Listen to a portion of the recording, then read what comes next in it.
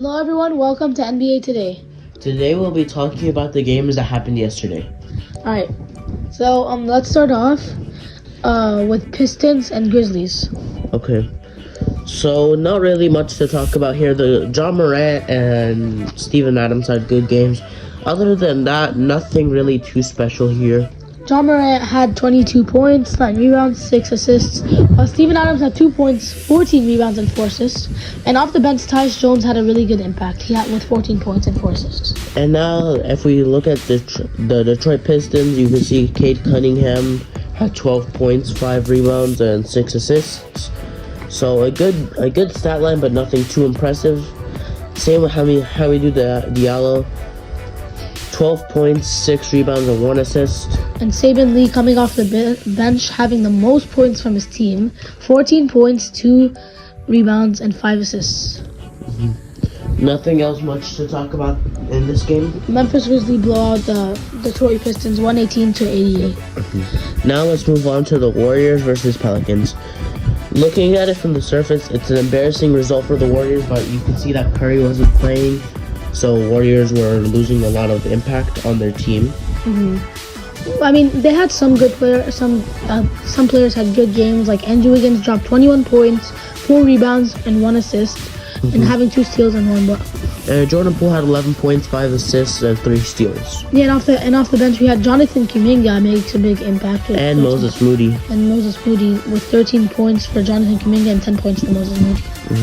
And now looking at the Pelicans, Brandon Ingram with 32 points, 11 rebounds with a really good game.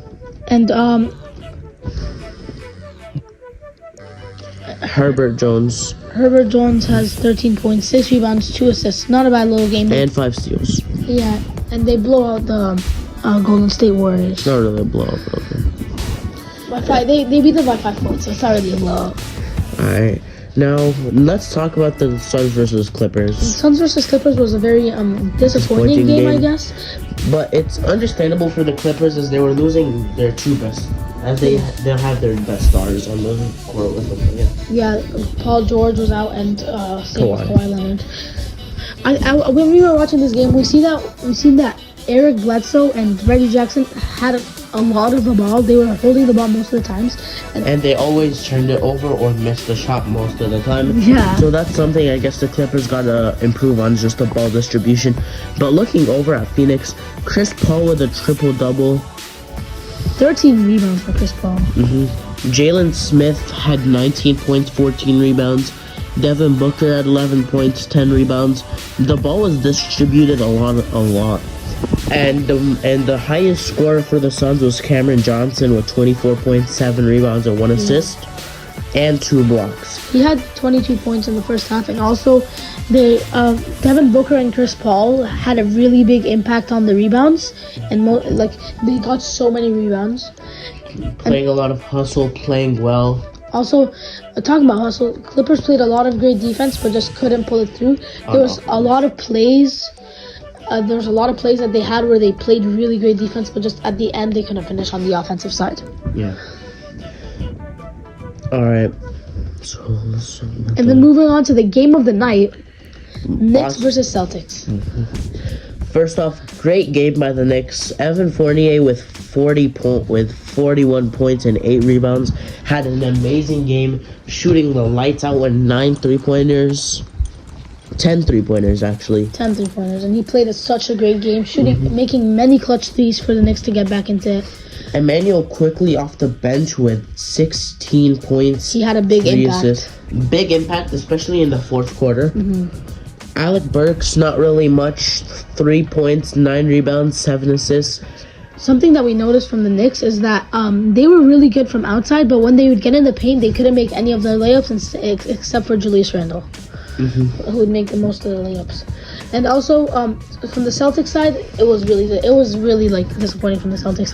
They blew a 25-point lead, something like that. It was not a good game for them. Jason Tatum again with a good game, 36 points, 6 rebounds, 9 assists, 2 steals, and 1 block. It's not enough to put them through. Robert Williams the third with 6 points, 9 rebounds, 1 assist, 2 steals, and 7 blocks. very well defensively, but couldn't finish well on offense. Yeah. Jaylen Brown played pretty well this game. Not as well as his 50-point game, but We thought he was gonna do something just because he was returning on a 50-point game.